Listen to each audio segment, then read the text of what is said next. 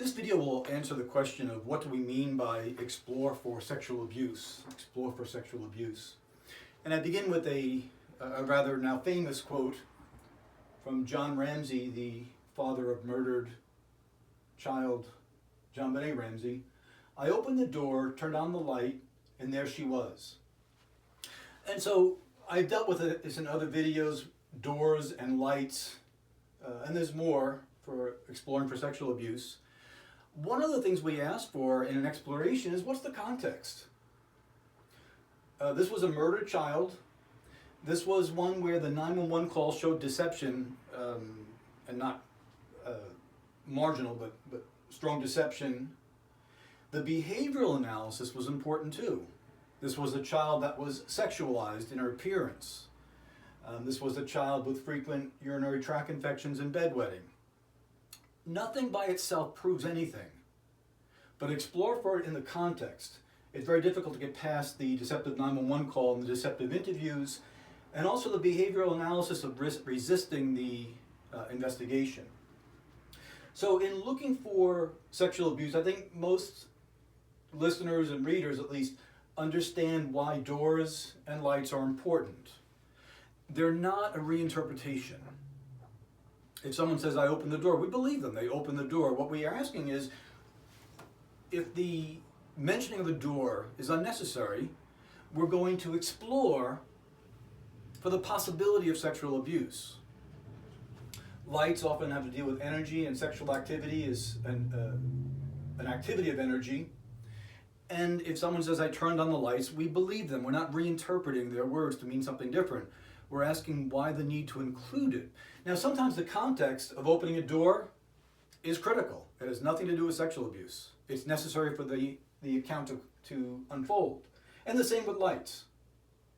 Someone's describing an intruder and turning on lights has nothing to do with sexual activity but safety. So we're going to look at the context of what the words enter into, as well as the necessity. And if there's a lack of necessity, we're going to explore for sexual abuse. An exploration of sexual abuse is not an accusation. And this is something that warrants the explanation. In, I think, all states in the Union, and this changes sometimes with the wave of politics, a Child Protective Services investigator or assessor of a child's safety is going to explore for sexual abuse regardless of the allegation. So for example, a Child Protective Services worker receives an allegation that a child has been left alone in an apartment and is crying. That's neglect. The worker is going to explore for physical abuse, for emotional abuse, for the sexual abuse. The person that is under the allegation of neglect is not being accused of the others, but it is being explored for. Sometimes this becomes very upsetting for a parent under investigation to know, but what the assessor or the investigator is doing is exploring each area of possible risk to a child. That's an exploration. In the exploration, they're going to look for, of course, physical evidence, and sometimes attended interviewing will prove that out, but beginning with just language. In just language, what could cause someone to use some of these words unnecessarily? And the first thing we look at is the possibility that this person is an abuser. We listen very carefully for what may cause the entrance of some of these words. We listen carefully for any description of a child which is more suitable for a description of a woman. These are areas of concern that someone may be an abuser. It's not an accusation, but we're going to explore for it. It also could be in the person's language if the person himself or herself is a victim. Now this needs to be said that not all victims of childhood sexual abuse become child sexual abusers. Most, I believe, go on to become very protective parents, with some going to the point of maybe hypervigilance, a hyperprotective parent, because of the fear and the trauma that was experienced. Few understand, and this is my experience in dealing with professionals, few understand the lifelong impact of childhood sexual abuse on development, on a brain development itself. They look at sometimes the victim's behavioral analysis later on, and you say, what are the odds of a young woman being raped? They're very low in our country. And you say, well, what are the odds of someone being raped or sexually assaulted 2 or 3 times over the course of several years? And what is often not understood there is that repeat victim is not simply unlucky, but they need to explore for early childhood sexual abuse that may have interfered with development. I describe a scene that most of us would understand, that when we have a child and the child is beginning to grow, we give the child a bath and teach the child the various necessities of keeping oneself clean. And the child enjoys the bathtub and comes out and sometimes may even run around naked. And then one day the child doesn't run around naked, the child wants a towel covering. That's a natural growth of development. Some victims in very early childhood, including sexual abuse of infants, it's a dark stain in human history, but sexual abuse of victims of a very early age, especially that which predates speech, will indicate a lack of understanding of boundary. They don't seem to grasp where their body ends and where another's begins. They never had that chance to develop that properly. And this can impact them as repeat victims later on in life. They put themselves in harm's way. It's like a familiar pattern they go back to. It's very tragic and often needs quite a strengthened support around them, and sometimes intervention. So it can enter into the language of someone who's an abuser. It can enter into the language of a victim. Now, this is my own experience and the experience of those colleagues throughout the country,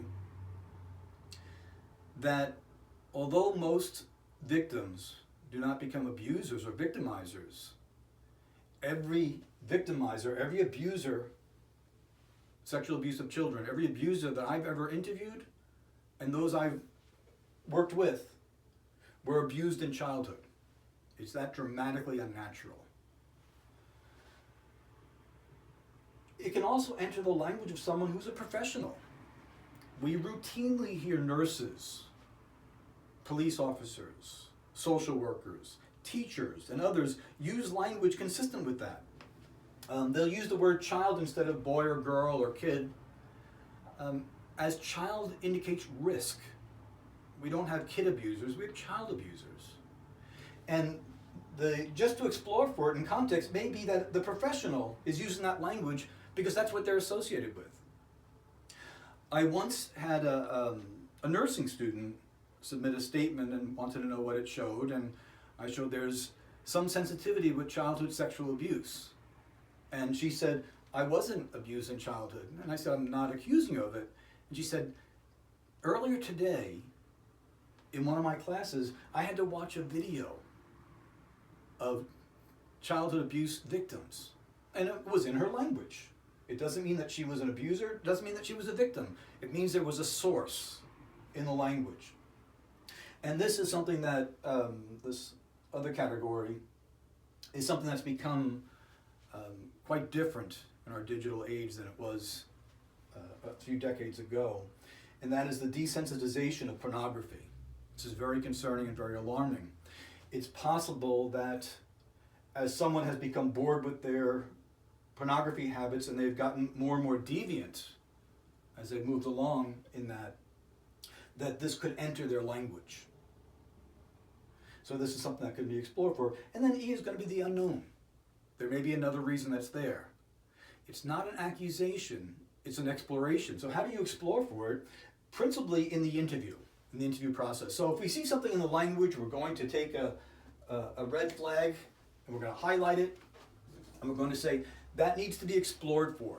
That's language consistent with sexual abuse, with pedophilia. Something is there. And it could be a professional, it could be an abuser, it could be a victim, it could be someone that is engaging in pornography. especially moving towards child pornography. But it's going to be explored in the interview. And in dealing with children, this should be, and I support the states that follow this, it should be a matter of routine. It then needs to be explored in collateral interviews.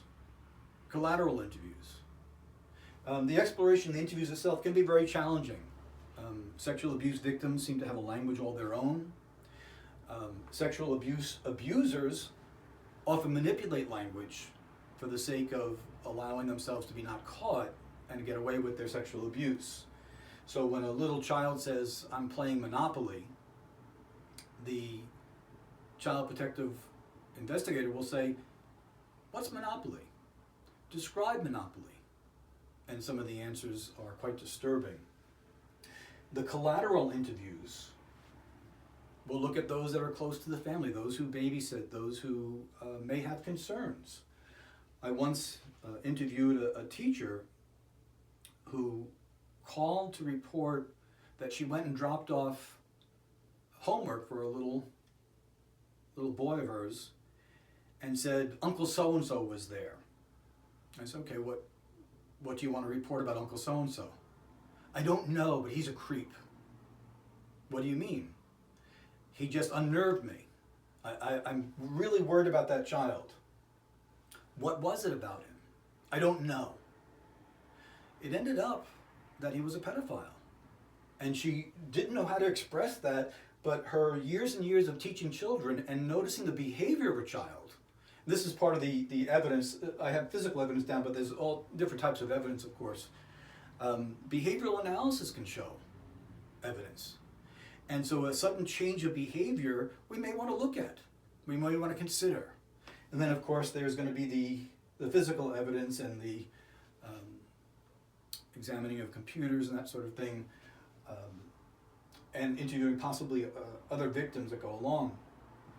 I once had a case where a man who was reporting a death, a suicide death, was actually the killer, and his language was consistent with that of domestic violence. And the investigators responded saying, "There's no history of domestic violence there. So there's no reports of it. Interview collaterals, speak to ex-girlfriends." And of course it ended up proving that way because it was in the language. So to explore for something, to explore for sexual abuse, is not an accusation. Neither do we always know the source of where the language came from.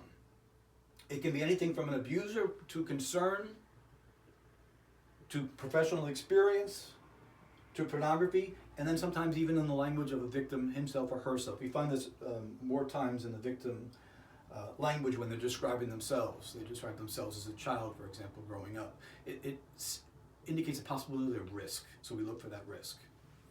So as we explore for sexual abuse, here we have the classic case of the doors, and I hope this makes sense to everyone, that someone that has been sexually abused in childhood may have a connection with the sound of opening doors. It's that traumatic. It's that the hormonal consequence of a sexual molestation of a child is something so impactful that it likely lasts the rest of their lives.